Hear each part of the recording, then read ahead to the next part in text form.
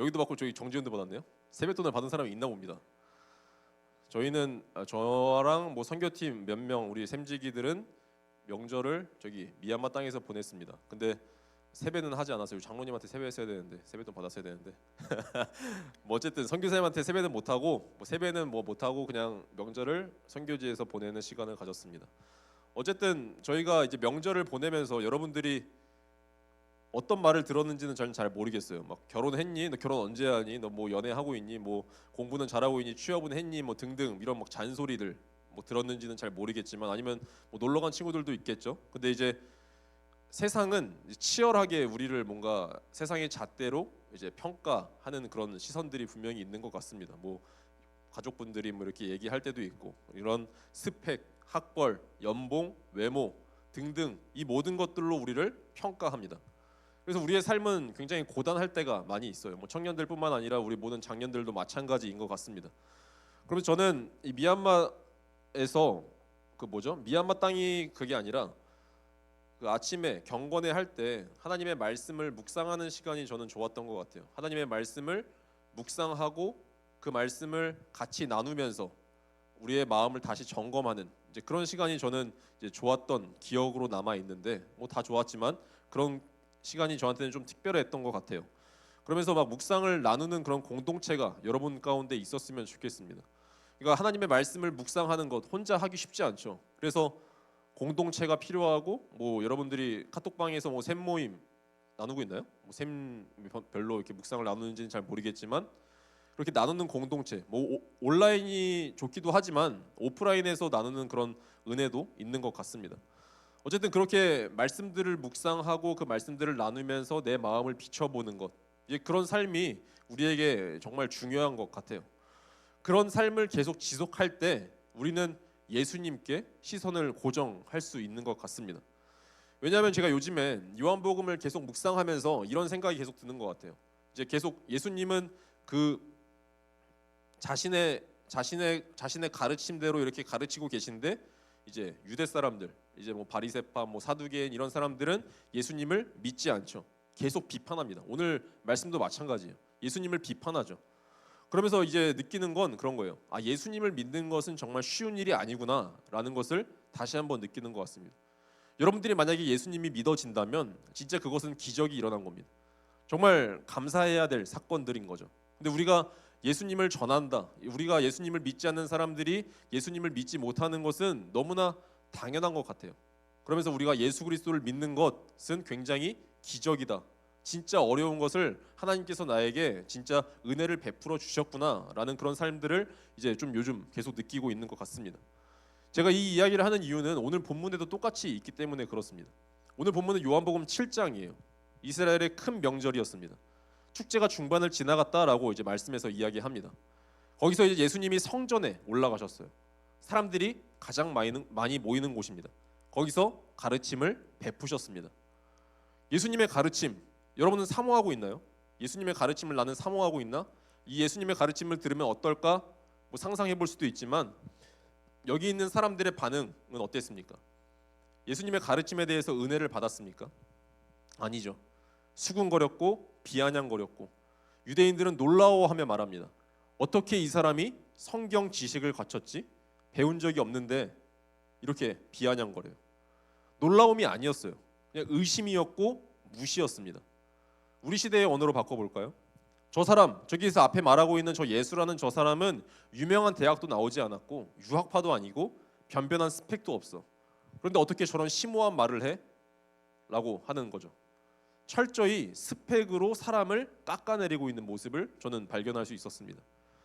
여러분 요한복음 제가 맨 처음에 1장 1절 말씀에 대해서 설교를 할 때 예수님을 뭐라고 가르쳤다 그랬죠? 로고스라고 요한복음은 이야기한다 했습니다. 풀어 말하면 성육신 하신 말씀입니다.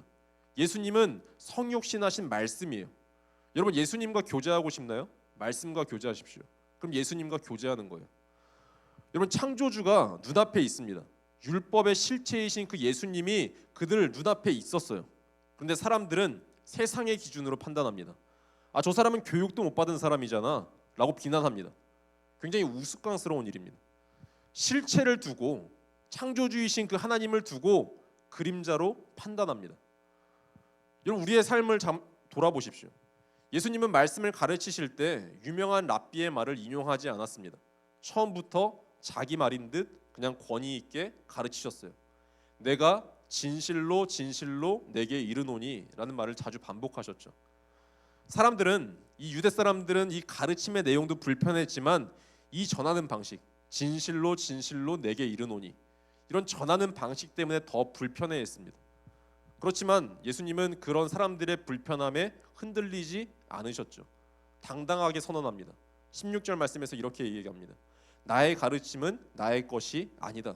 나를 보내신 분의 것이다 라고 말씀하죠. 여러분 유명한 랍비의 말을 인용하지 않는다고 오해하지 말라라는 뜻입니다. 예수님은 잠시도 예수님 자신이 영광을 받는 것을 참지 못하셨어요. 굉장히 부끄러워 보이시는 것 같은 그런 모습을 보이는데, 여러분 내 것을 말하는 것이 아니라고 선을 계속 그으십니다. 자신을 대단하게 생각하지 말라라고 하신 것이죠. 여러분 그러면서 예수님은 이렇게 말씀하시는 것 같았습니다. 나에게도 나만의 랍비가 있다. 그분이 나를 보내셨다. 나는 그분이 맡겨주신 그냥 말씀만 전할 뿐이다 라고 하십니다. 예수님은 철저히 이 33년 동안 그렇게 사셨어요. 여러분 예수님이 보내신 분이 누구이신지는 다 알죠. 지금은 바로 누구시죠? 하나님 아버지이십니다. 예수님의 가르침은 인간 랍비의 깨달음이 아니라 하나님으로부터 직접 받은 말씀이었습니다. 유대인들은 이 말을 듣고 분노했어요. 예수님을 죽이려고 모의까지 했습니다. 그렇다면 가장 중요한 질문이 남습니다. 어떻게 진리를 알 수 있습니까? 내게 주어지는 말씀이 진짜인지 어떻게 분별합니까? 어떻게 해야 진리를 진리로 깨닫습니까? 이런 질문들이 남아요. 제게는 그랬습니다. 예수님은 단도직입적으로 말씀하시죠. 17절 말씀을 제가 그냥 말씀해드리면, 누군가가 그분의 뜻을 실행하고 싶어하면 그 가르침이 하나님으로부터 온 것인지 알 겁니다 라고 말합니다. 여러분 이게 굉장히 중요한 오늘 핵심 포인트입니다. 하나님의 뜻을 실행하고 싶어하면 그 가르침이 하나님으로부터 온 것인지 알 것입니다 라고 말합니다. 예수님은 하나님의 뜻을 알기 위해서 연구하는 자가 깨닫는다라고 하지 않으셨어요. 알기 위해서 연구하는 자가 깨닫는다라고 하지 않으시고, 뜻을 행하려 하는 자가 안다라고 말씀하십니다. 뜻을 행하려 하는 자가 안다. 아주 작은 것이라도 순종하려고 하는 사람입니다. 그 사람만이 진리를 알아볼 것이다 라고 말씀합니다. 여러분 하나님의 말씀은요, 아무도 알아듣지 못하는 암호가 아니에요. 하지만 세상적으로 아무리 탁월한 교육을 받아도 도저히 이해할 수 없는 것이 말씀입니다. 여러분 암호가 아닌데 세상적으로 아무리 교육을 많이 받아도 도저히 이해할 수 없는 게 하나님의 말씀입니다. 예수님은 부활을 두고 시험하던 사두개인들을 책망하셨죠. 너희가 성경도 하나님의 능력도 알지 못하는 거로 오해하였다라고 하셨습니다. 지식만으로는 절대 풀 수 없는 것이 진리라는 것을 말씀하신 것입니다. 반대로 세상에 스펙이 없어도 유명한 대학을 나오지 않아도 이해할 수 있는 게 하나님의 말씀이다라고 말씀하십니다. 알아주는 랍비 밑에서 배우지 않아도 하나님의 말씀을 살아낼 수 있다라는 거죠. 그것이 하나님의 말씀입니다. 여러분 성경의 인물들을 한번 볼까요?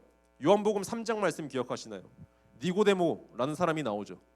유대교의 최고봉이었습니다.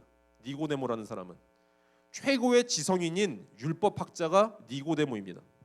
하지만 그는 예수님의 말씀을 전혀 이해하지 못했습니다. 반면에 또 누구 나오죠? 사마리아 여인. 세상의 스펙은 전혀 없었죠. 하지만 예수님의 권위를 인정했습니다. 작은 순종으로 나아갔어요. 그녀는 즉각 복음 전도자가 되었습니다.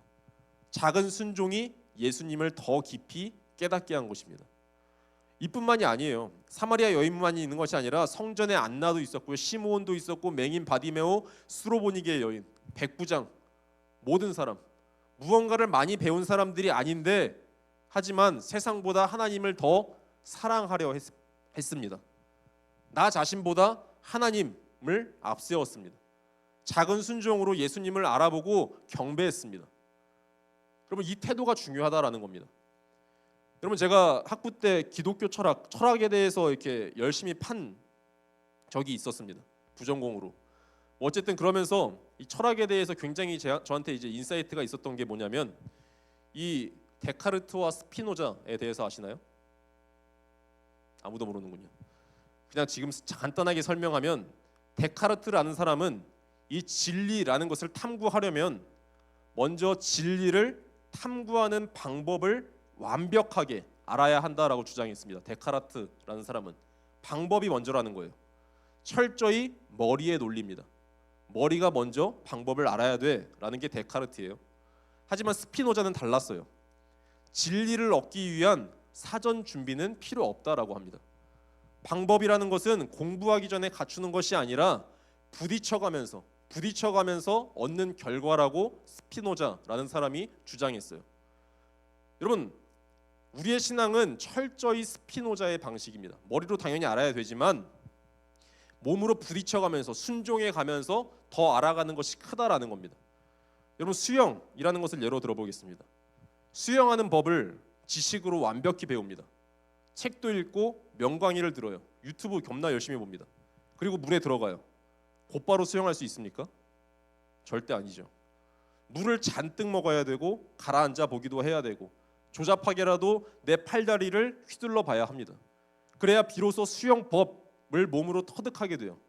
수영법을 안다는 말은 수영을 할 수 있다는 말과 다르지 않습니다. 둘은 따로 존재하지 않아요. 실제 수영하는 몸이 되어야 비로소 안다라고 할 수 있습니다. 여러분, 우리 일상에서도 마찬가지입니다. 요즘 유튜브에 정보가 넘쳐나죠. 헬스장, 제가 뭐 운동을 좋아하니까 막 운동으로만 이제 예시를 들고 있는데 헬스장을 가기 전에 여러분들이 유튜브로 스쿼트의 정석 자세를 엄청나게 막 집중해서 봐요. 수십 번 봅니다. 내 머릿속에 이미 국가대표 트레이너가 잡혀 있어요. 하지만 헬스장에 가서 빈바벨을 들어보십시오. 어떻습니까? 다리는 후들거리죠. 자세는 무너집니다. 유튜브 영상이라는 그 지식이 내 근육을 단 1g도 키워주지 못합니다. 땀을 뻘뻘 흘려야 되고 근육통을 알아야 되고 엉성하더라도 직접 무거운 바벨을 들어 올리는 몸의 수고가 있어야 하죠. 그래야 그 운동법이 진짜 내 것이 됩니다. 여러분, 신앙도 똑같아요. 매주 설교를 듣습니다. 여러분들이 묵상한다고 합니다. 머리로는 끄덕여요. 하지만 행함이 없어. 오늘날 우리의 가장 큰 문제는 바로 이 데카르트식 사고에 갇혀 있다라는 겁니다. 머리로 알면 다 끝나라고 하는 거죠. 행함이 없다라는 겁니다. 당시 유대인들의 문제가 바로 이것이었어요. 그들은 하나님을 머리로만 알았습니다. 온몸으로 아는 것이 아니었죠. 온몸으로 알았다면 어땠을까요? 내가 진리를 역행하는 삶을 살고 있구나라는 그런 것을 느낀다면 그들의 몸이 먼저 거부했을 겁니다.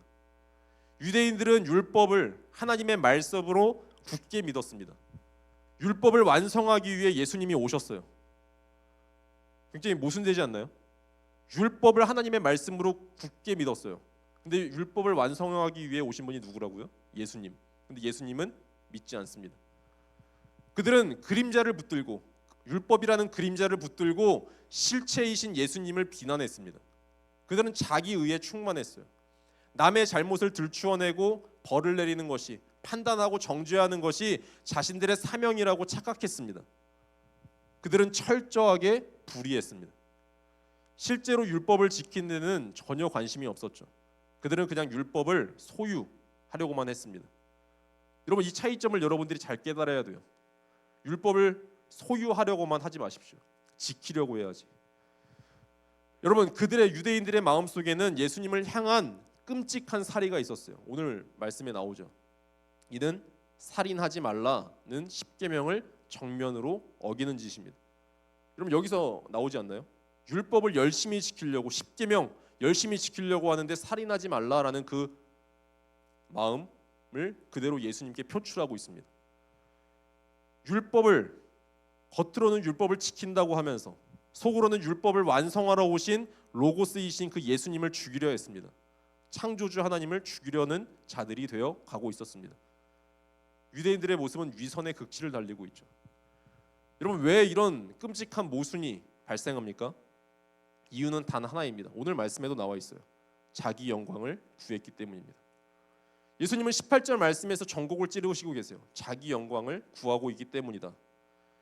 자기 마음대로 말하는 사람은 자기 자신의 영광을 추구합니다. 자기를 드러내고 싶은 사람, 이기심 가득한 사람은 절대 예수님을 볼 수 없습니다. 이기적인 사람들은 이타적인 예수님의 말씀을 도저히 깨달을 수 없는 겁니다. 십자가가 영광의 길이라는 사실을 이해하지도 못해요. 섬기는 것이 진짜 섬김을 받는 길임을 모릅니다. 나중된 자가 먼저 되는 하나님의 나라의 진리를 거부합니다. 오직 자기 나라를 세우고 자기를 증명하라는 사람들은 말씀의 능력을 맛볼 수 없습니다. 나의 영광이 아니라 하나님의 영광을 위해 우리는 살아야 해요. 나의 나라가 아니라 하나님의 나라를 그래서 매일 매순간 구해야 되죠. 주님, 나 좀 다스려 주십시오. 나의 마음이 너무나 악합니다. 나의 마음이 너무나 나의 가치관으로 똘똘 뭉쳐 있습니다 라고 고백할 수 있는 것이 진짜 믿음이지 않을까요? 누구든 창조주를 인정하고 하나님의 그 의를 구하는 어린아이 같은 그 심령을 가지면 우리의 눈이 열리기 시작해요. 하나님은 그런 사람에게 말씀을 꿰뚫어 보는 맑은 눈을 허락하십니다. 여러분, 우리가 지금 살아가고 있는 시대는 어떤 시대입니까? 만인 제사장 시대. 저만 제사장이 아니라 여러분 모두가 제사장이고, 만인 왕 시대. 저만 왕이 아니라 목사만 왕이 아니라 여러분 모두가 왕인 시대. 모든 믿는 자에게 주의 영을 부어주시는 만인 선지자 시대를 우리는 살아가고 있습니다. 성령을 받은 사람들이죠. 그리스도인은 그러므로 무엇입니까? 내 뜻으로 내 뜻대로 말하는 자들이 아닙니다. 하나님의 말씀과 가치관을 따라서 내 언어와 삶을 빚어가는 사람들이 그리스도인입니다. 이것이 하나님이 기뻐하시는 의로운 삶이죠. 여러분, 요한복음에는 계속 보면 아시겠지만 세 부류의 사람들이 등장해요. 첫 번째는 예수님을 믿는 자들, 두 번째는 믿지 않고 대적하며 죽이려는 자들, 세 번째로는 아직 믿지는 않지만 거절하지도 않고 관망하는 예루살렘의 무리들입니다. 성경은 오늘 우리에게 묻고 있습니다. 여러분은 어느 쪽에 서시겠습니까? 여러분은 몇 번째 사람입니까? 예수님을 메시아로 믿으시겠습니까? 세상이 예수님을 믿는다고 조롱해도 두려워하지 않고 당신의 신앙을, 나의 신앙을 삶으로 드러내며 사시겠습니까? 예수님을 그냥 좋은 선생님으로 여기는 단계를 우리는 통과해야 합니다. 내 삶의 진정한 주인으로 드러내는 참 믿음의 단계로 우리는 나아가야 돼요. 참 믿음이란 무엇일까요? 믿음은 하나님의 때, 즉 예수님의 때를 따라서 사는 것이죠. 하나님의 시간이 지향하는 것을 나도 똑같이 추구하는 것이 믿음입니다. 세상은 끊임없이 우리를 옥죄고 있어요. 여전히 우리를 외모로, 겉모습으로 평가합니다. 그리고 계속 부추기죠. 너를 드러내라, 너를 알려라, 더 유명해지고 두드러져라. 세상은 우리가 그럴 만한 권리가 있다고 착각하게 만들어요. 이런 세상의 유혹에 넘어가면 어떻게 될까요? 자기 자신을 잘못 볼 뿐만 아니라 예수님의 진리를 깨닫는 영적인 눈까지 완전히 멀어버리게 됩니다. 마음속에 세상의 스펙보다 하나님을 존경하는 마음이 없다면 예수님의 말씀을 우리는 받아들일 수 없습니다. 계속 반복해서 얘기하고 있죠. 예수님의 삶을 보십시오. 오해와 비난, 끔찍한 모멸이 기다리고 있었어요. 예수님은 다 아셨어요. 하지만 예수님은 어떻게 반응하셨죠? 하나님이 정하신 때를 물으셨습니다. 하나님의 때를 계속 묻습니다. 그 때를 구하셨어요. 그리고 때가 되었을 때 온전히 순종하셨습니다. 잠시도 자신을 드러내기 위해 살지 않으신 분이 바로 예수님이세요. 오직 하나님의 영광만을 구하며 사신 분이 예수님이십니다. 여러분, 예수님이 몇 년 동안 사신지 다 아시죠? 33년 사셨습니다. 너무 짧다라고 여겨집니다. 아쉬운 시간이죠. 하지만 예수님은 하나님의 뜻에 완전히 순종하셨기 때문에 그 33년은 완벽했습니다. 그것으로 충분했어요. 말씀을 마무리하겠습니다. 우리에게 남은 시간이 얼마인지 아무도 모릅니다. 오늘 갈 수도 있고요, 내일 갈 수도 있고요, 몇 년 살 수도 있고요, 몇십 년 살 수도 있습니다. 건강을 관리하기 위해서 노력할 수 있어요. 그러나 하나님이 정하신 생명의 시간을 우리 마음대로 늘릴 수는 없습니다. 언젠가 우리는 반드시 하나님 앞에 서게 될 것입니다. 그때 우리 스스로에게 물어야 합니다.